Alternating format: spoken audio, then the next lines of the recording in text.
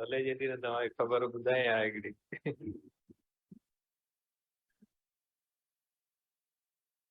बिस्मिल्लाहिर्रहमानिर्रहीम। टेस्ट में मजा आया होगा सबको कल, और इंशाल्लाह कैपेसिटर में इससे भी ज्यादा आएगा। ठीक है, आगे वाला जो क्वेश्चन है वो कैपेसिटर का है, उसके अंदर सर्किट्स भी आते हैं। ठीक है, तो इंशाल्लाह इससे भी जो है वो थोड़ा ज्यादा एंजॉय करोगे टेस्ट के अंदर। पढ़े बेटा, पढ़ने के सिवा कोई सोल्यूशन नहीं है। क्या आप ये समझे कि बुक की लाइनें होगी तो नहीं होगी? ठीक है, तो मैं वो आपको पहले बता रहा हूँ, तो ये थोड़ी तैयारी रखिएगा। जब तक आप कॉन्सेप्ट को अप्लाई करना नहीं सीखेंगे तब तक आपसे नहीं होगा। वो कहते हैं ना, दिमाग की बत्ती थोड़ी जलाएं, दिमाग की बत्ती को बुझाएं नहीं, दिमाग की बत्ती को थोड़ा जलाएं।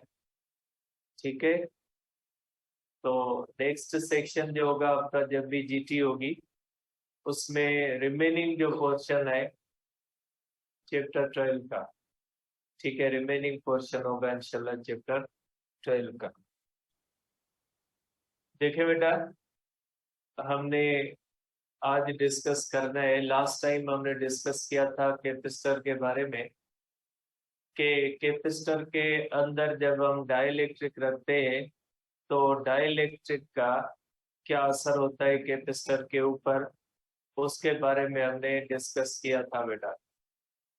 आज हम डिस्कस करेंगे बेटा कि कॉम्बिनेशन ऑफ कैपेसिटर्स क्या होती है, या कैपेसिटर्स को जब आपस में कंबाइन किया जाता है तो उनकी कॉम्बिनेशन में कैपेसिटेंसेस वगैरह किस तरह से होती है, उनके बारे में हम डिस्कस करेंगे बेटा। देखिए बेटा, कॉम्बिनेशन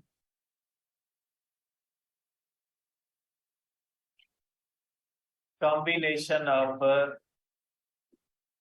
कैपेसिटर्स बेटा, कैपेसिटर्स की जो कॉम्बिनेशन होती है उसमें दो या दो से ज्यादा कैपेसिटर्स को आपस में कंबाइन किया जाता है। तो दो या दो से ज्यादा कैपेसिटर्स की कॉम्बिनेशन जो होती है उसमें दो कॉम्बिनेशंस होती है बेटा। एक होती है हमारे पास पैरेलल कॉम्बिनेशन, और दूसरी जो कॉम्बिनेशन होती है वो होती है हमारे पास सीरीज कॉम्बिनेशन बेटा। तो पहले हम डिस्कस करेंगे बेटा कि पैरेलल कॉम्बिनेशन क्या होती है बेटा। ठीक है, देखिए बेटा, पैरेलल कॉम्बिनेशन होती है बेटा, कि पैरेलल कॉम्बिनेशन क्या होती है, या पैरेलल कॉम्बिनेशन किसको कहा जाता है बेटा। देखिए बेटा, पहले इसका बुनियादी रूल समझे। इसके अंदर पहले आप बेटा सिंबल ऑफ कैपेसिटर लिख ले बेटा। पहले बेटा इसको सिंबल को लिख लेते हैं, फिर कॉम्बिनेशन को करते हैं बेटा। इसके अंदर है बेटा सिंबल ऑफ कैपेसिटर बेटा।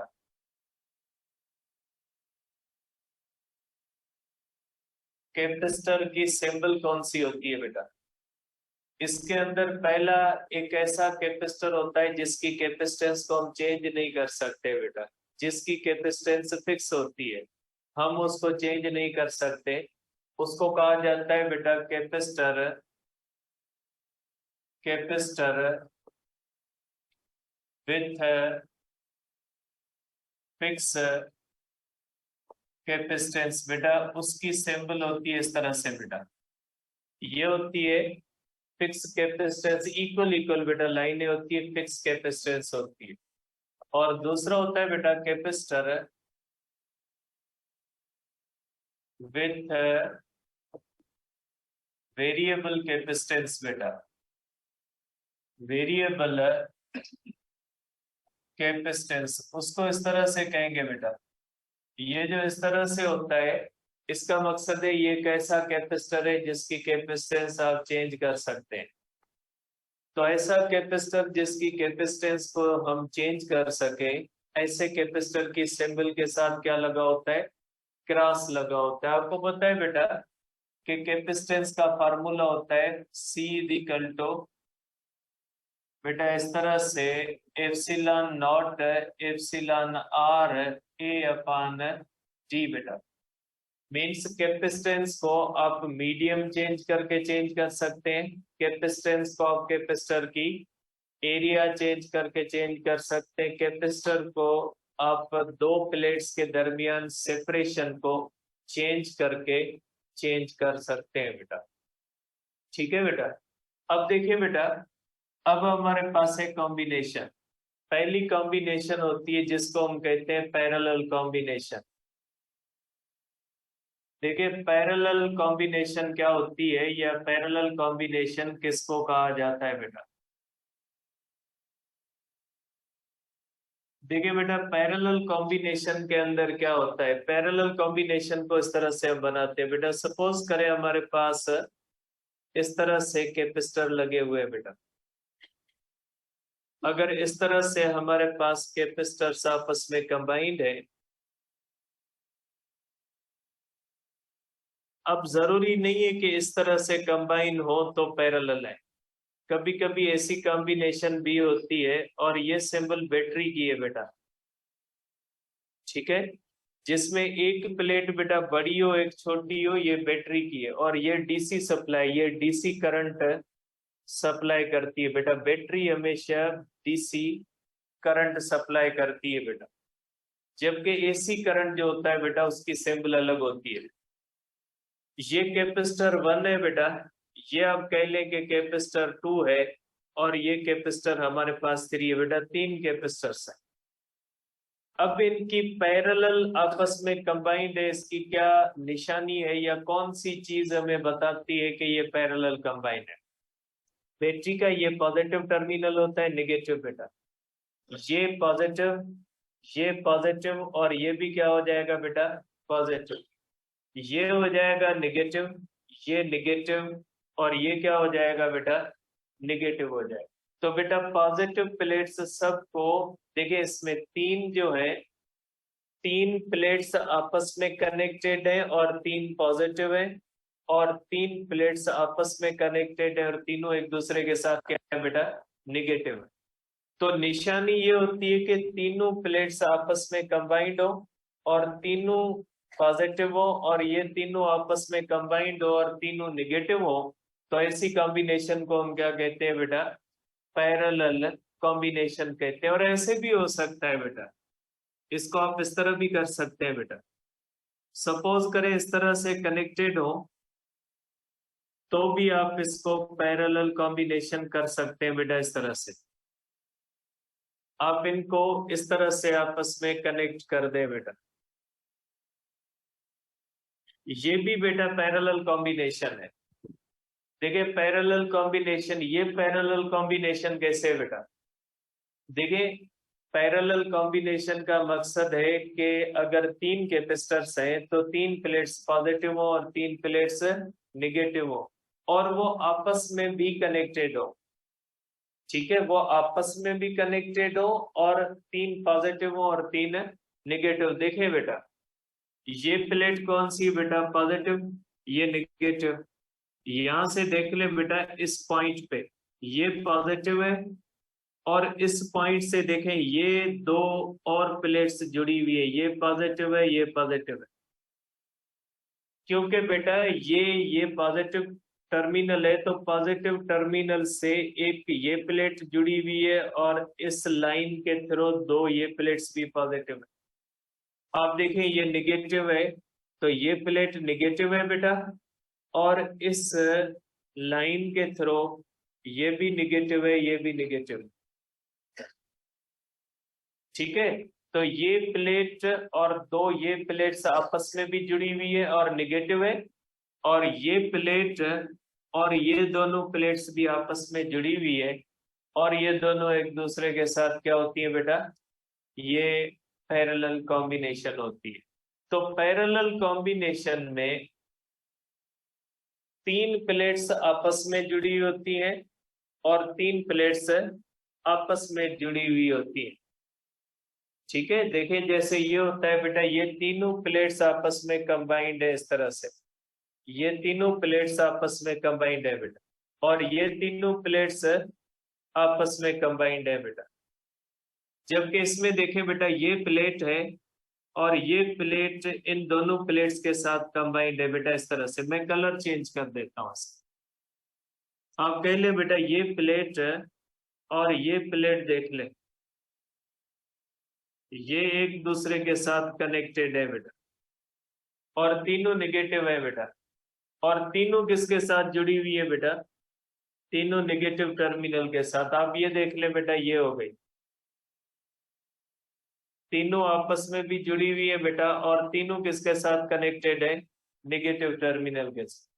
ठीक है, अब आप देख ले बेटा इसको, आप इसको बेटा देखें कि ये देख ले बेटा कि ये पॉजिटिव टर्मिनल है बेटा, और ये तीनों प्लेट्स आप देख ले बेटा, ये तीनों प्लेट्स आपस में भी जुड़ी हुई है, और तीनों किसके साथ कनेक्टेड है बेटा? पॉजिटिव के साथ। यहाँ पे देख ले बेटा, आपस में भी कनेक्टेड है, और किसके साथ कनेक्टेड है? पॉजिटिव के साथ। तो तीनों आपस में भी कनेक्टेड हो और एक ही टर्मिनल से डायरेक्ट कनेक्टेड हो, तो ऐसी कॉम्बिनेशन को क्या कहा जाता है? पैरेलल कॉम्बिनेशन कहा जाता है। अब पैरेलल कॉम्बिनेशन में क्या होता है बेटा, देखें, सपोज करें ये कैपेसिटर 3 है बेटा, ये हमारे पास, आप सपोज करें बेटा 3 कैपेसिटर्स हैं। एक की कैपेसिटेंस C1 है, और दूसरे की कैपेसिटेंस C2 है, और तीसरे की कैपेसिटेंस C3 है बेटा। ये 3 कैपेसिटर्स हैं बेटा, और ये तीनों एक बैटरी के साथ कनेक्टेड है बेटा।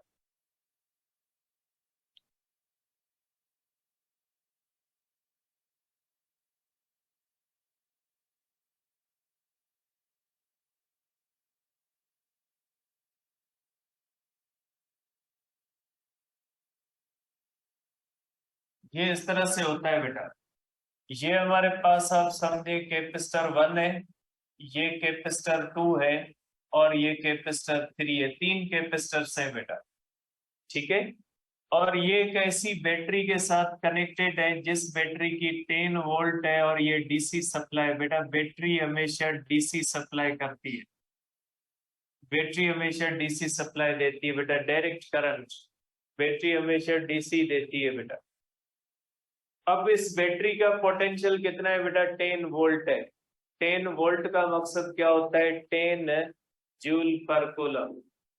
आप सपोज करें बेटा कि ये कैपेसिटर 1 कूलम चार्ज स्टोर कर सकता है बेटा, और ये कैपेसिटर 2 कूलम चार्ज स्टोर कर सकता है, और ये कैपेसिटर 3 कूलम चार्ज स्टोर कर सकता है।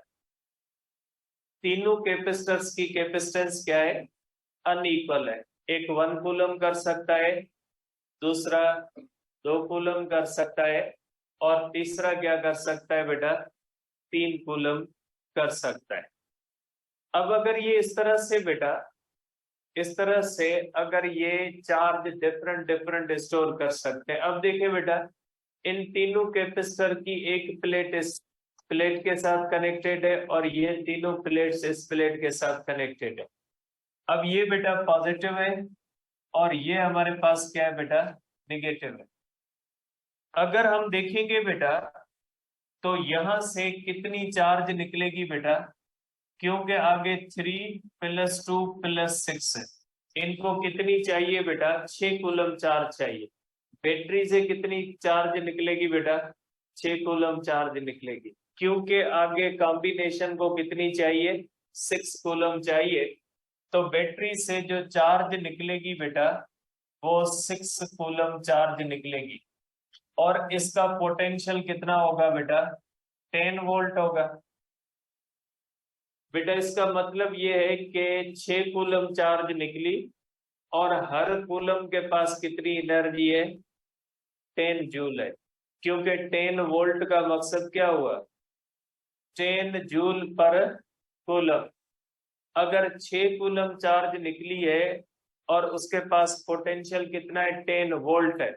इसका मकसद है कि हर कूलम के पास एनर्जी कितनी है? 10 जूल है।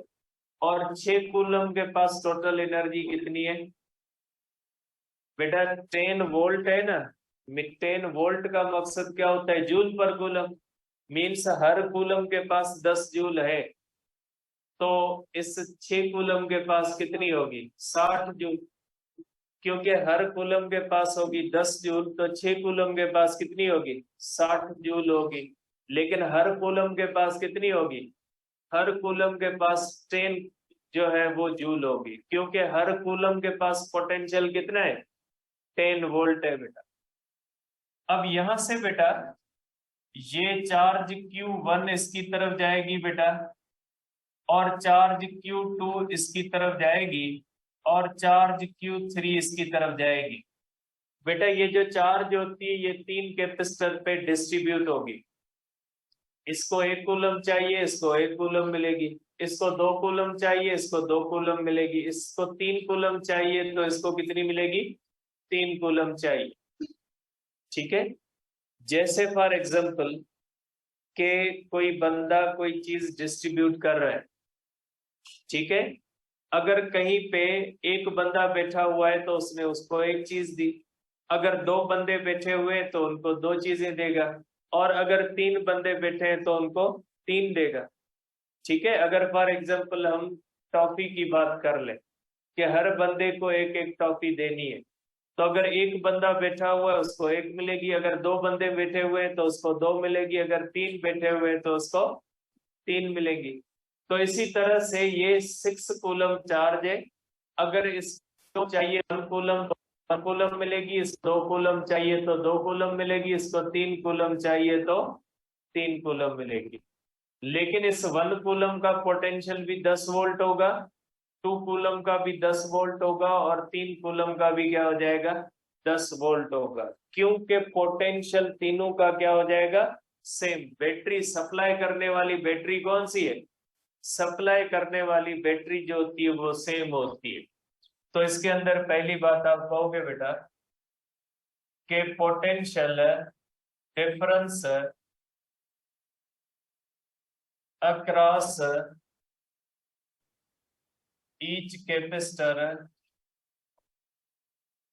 Is same and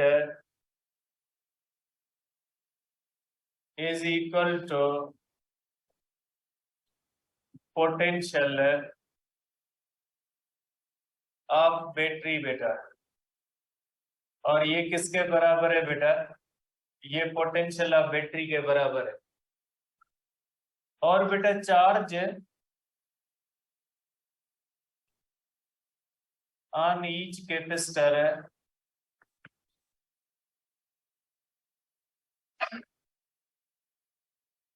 is different when C1 is not equal to C2 is not equal to C3। बेटा जब तीनों की कैपेसिटेंस बराबर नहीं है तो हर एक के ऊपर चार्ज क्या आ जाएगी, डिफरेंट आ जाएगी। And is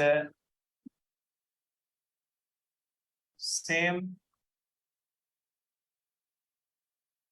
when C1 is equal to C2 is equal to C3 बेटा। जब तीनों की कैपेसिटेंस बराबर है तो तीनों के ऊपर चार्ज भी क्या हो जाएगी, सेम। तो बेटा पोटेंशियल हमेशा सेम रहेगा, बाकी चार्ज सेम रह भी सकती है और नहीं भी रह सकती। अगर कैपेसिटेंसेस इक्वल है तो चार्ज सेम रहेगी, अगर कैपेसिटेंसेस अनइक्वल है तो चार्ज सेम नहीं रहेगी बेटा। ठीक है, तो आप कह सकते हैं कि चार्ज जो होगी वो सेम रह सकती है बेटा। आप ये कह सकते हैं बेटा टोटल चार्ज बेटा, टोटल चार्ज ऑन कॉम्बिनेशन बेटा, कॉम्बिनेशन के ऊपर जो टोटल चार्ज होती है बेटा वो हो जाएगी Q1 plus Q2 plus Q3, क्योंकि बेटा ये तकसीम हुई है, QE यहाँ से निकली है, ये 3 चार्जेस में तकसीम हुई है। Q होती है बेटा CE into V potential is equal to बेटा V1 into C1 plus V2 होगा, C2 होगा प्लस V3 होगा, C3 होगा। बट आपको पता है बेटा V1 is equal to V2, सबके ऊपर पोटेंशियल सेम होगा, देयरफॉर आप कर सकते हैं C into V is equal to C1 into V plus C2 into V plus C3 into V. आप कर सकते हैं बेटा V common C1 plus C2 plus C3 बेटा ये जाएगा इस तरह से बेटा। तो टोटल इक्विवेलेंट कैपेसिटेंस कितनी आ जाएगी, C1 plus C2 plus C3, ये फार्मूला आप लगा सकते हैं। ठीक है, आप कहेंगे कि टोटल कैपेसिटेंस या इक्विवेलेंट कैपेसिटेंस कर दे। Equivalent capacitance is equal to sum of individual capacitances and is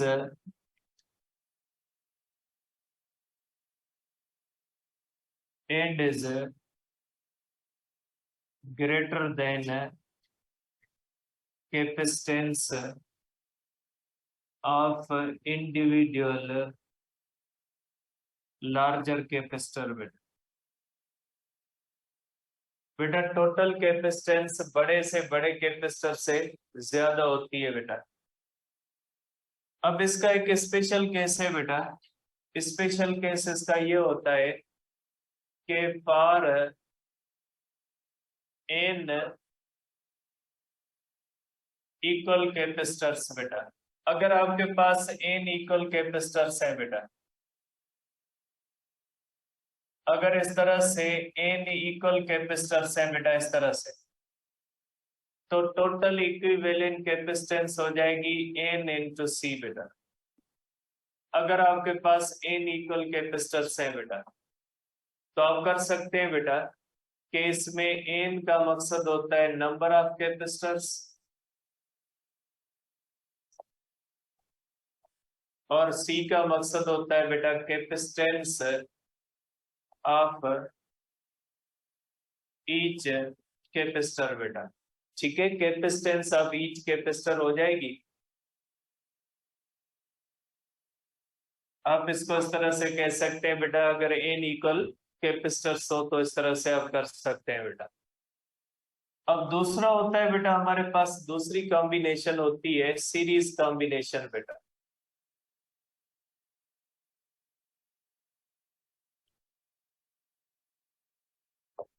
देखिए बेटा, ये सीरीज कॉम्बिनेशन क्या होती है बेटा। सीरीज कॉम्बिनेशन में पहले आपको पढ़ना होगा बेटा इलेक्ट्रोस्टैटिक इंडक्शन।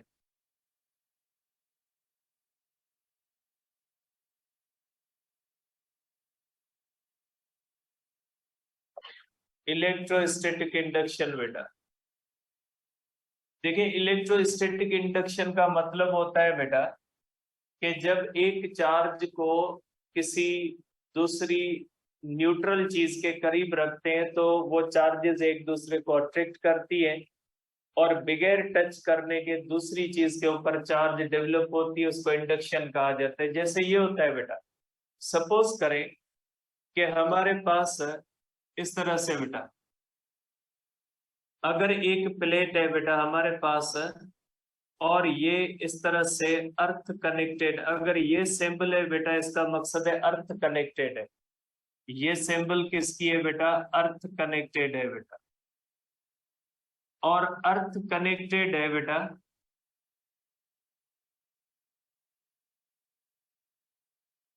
अर्थ कनेक्टेड है बेटा। अर्थ कनेक्टेड का मकसद होता है बेटा अर्थ कैन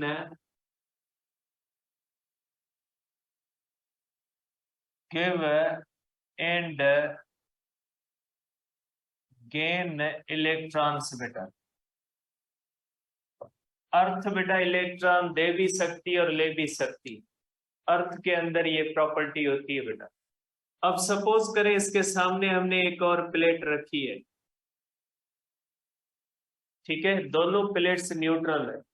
अब अगर आप इसको पॉजिटिव चार्ज करोगे, सपोज करें इसको +1 कूलम करोगे, तो इसके ऊपर क्या आ जाएगी बेटा, -1 कूलम आ जाएगी।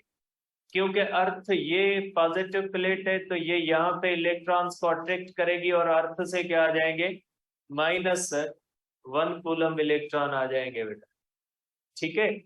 अब सपोज करें दोनों की साइज अनइक्वल है, सपोज करें ये प्लेट बड़ी है और ये प्लेट छोटी है बेटा, ठीक है। आप सपोज करें ये 10 कूलम चार्ज स्टोर कर सकती है, ये 1 कूलम, लेकिन अगर इसको आप 1 कूलम दोगे तो यहाँ पे भी कितनी आ जाएगी, -1 कूलम।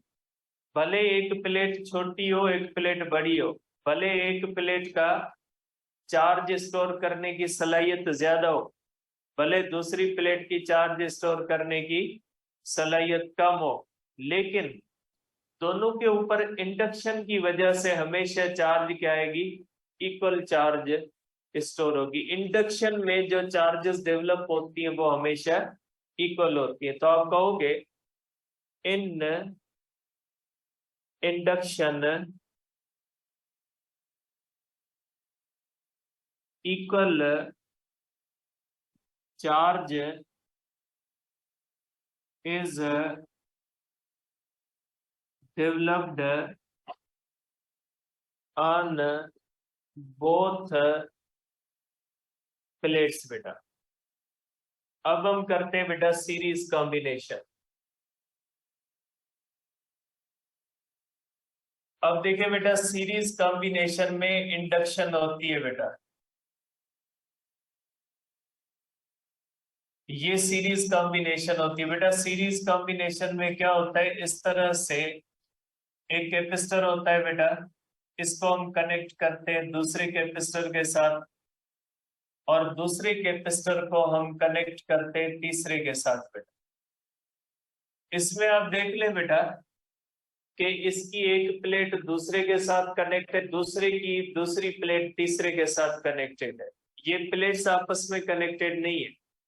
पहले कैपेसिटर की दूसरी प्लेट दूसरे के साथ कनेक्टेड, दूसरे कैपेसिटर की दूसरी प्लेट किसके साथ कनेक्टेड है, तीसरे के साथ कनेक्टेड है। अब जब हम इसको बैटरी से कनेक्ट करते हैं बेटा, जब हम इसको बैटरी से कनेक्ट करते हैं बेटा इस तरह से, ठीक है। अब सपोज करें इसके अंदर अगर पोटेंशियल होता है बेटा 10 वोल्ट, ये कैपेसिटर बेटा C1 है और ये कैपेसिटर C2 है और ये कैपेसिटर C3 है बेटा। आप ये कह ले कि C3 की कैपेसिटेंस ज्यादा है C2 से और C2 की ज्यादा है कैपेसिटर C1 से। अब ये तीनों अनइक्वल कैपेसिटेंस के बेटा, मींस ये ज्यादा स्टोर कर सकता है, ये उससे ज्यादा कर सकता है, और ये उससे सॉरी ये सबसे ज्यादा कर सकता है, ये उससे कम करेगा और ये सबसे कम करेगा। आप ये कह ले कि ये 1 कूलम स्टोर करेगा, सपोज करें ये 2 कूलम स्टोर कर सकता है और ये 3 कूलम स्टोर कर सकता है। तीनों की कैपेसिटेंस क्या है, डिफरेंट है। अब जब यहां से ये पॉजिटिव आएगी और ये निगेटिव है बेटा, अब इसकी इस प्लेट पे क्या हो जाएगा बेटा, +1 कूलम आएगा, क्योंकि इसकी सलाहियत कितनी है बेटा, 1 कूलम, तो इसके ऊपर 1 कूलम आएगा इंडक्शन की वजह से बेटा। अब ये पॉजिटिव प्लेट इसको इंडक्शन करेगी बेटा, और ये इंडक्शन की वजह से क्या हो जाएगी, निगेटिव। तो ये भी बेटा +1 कूलम होगी और ये भी 1 कूलम होगी, ये +1 होगी और ये -1 होगी। तीनों के ऊपर इक्वल इक्वल चार्ज स्टोर हो, क्योंकि यहाँ पे प्रोसेस ये जो होता है ये किस वजह से होता है, इंडक्शन की वजह से होता है। और इंडक्शन के अंदर हमेशा चार्ज जो स्टोर होती है वो हमेशा इक्वल होती है। अब अगर ये कॉम्बिनेशन इस तरह से करें बेटा, अब अगर इस तरह भी आप करोगे तो भी बात एक ही होगी बेटा।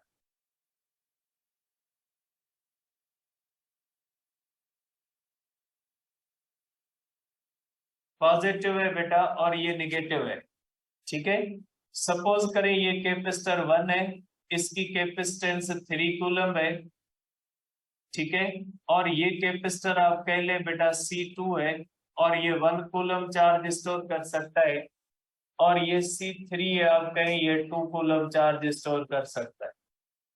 अब ये छोटा कैपेसिटर मैंने कहां पे रख दिया बेटा, बीच में, ठीक है।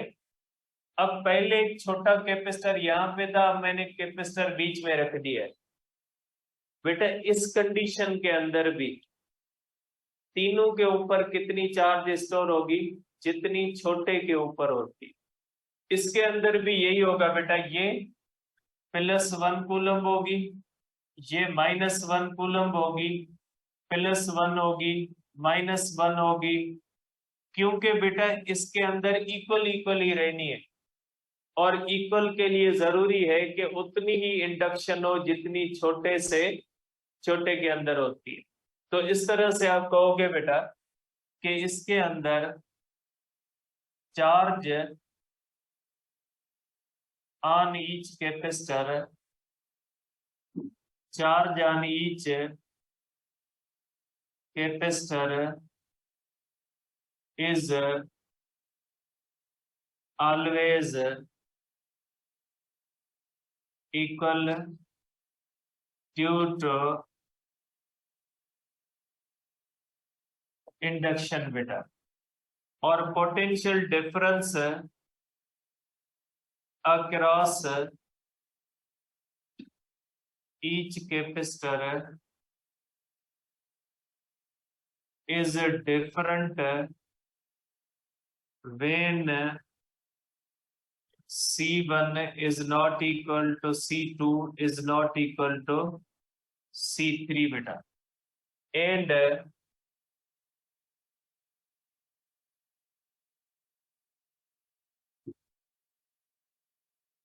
is same when C1 is equal to C2 is equal to C3। बेटा पोटेंशियल डिफरेंस सेम भी हो सकता है और डिफरेंट भी हो सकता है। और टोटल पोटेंशियल कितना हो जाएगा बेटा, टोटल पोटेंशियल होगा is equal to V1 + V2 + V3। ये क्यों होगा बेटा इस तरह से, इसलिए कि बेटा V होता है Q/C। If Q is always same, then due to change in C, V is not same बेटा। आप कह सकते हैं बेटा पोटेंशियल होता है V is equal to Q is equal to CV बेटा, और V होता है Q/C।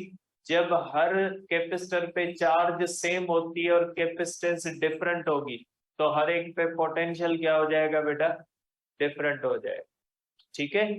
तो ये बात ध्यान में रखिएगा, क्योंकि चार्ज हर एक के ऊपर सेम होती है, हर एक की कैपेसिटेंस अगर डिफरेंट होगी तो पोटेंशियल क्या हो जाएगा, डिफरेंट स्टोर होगा, और टोटल पोटेंशियल ये हो जाता है बेटा।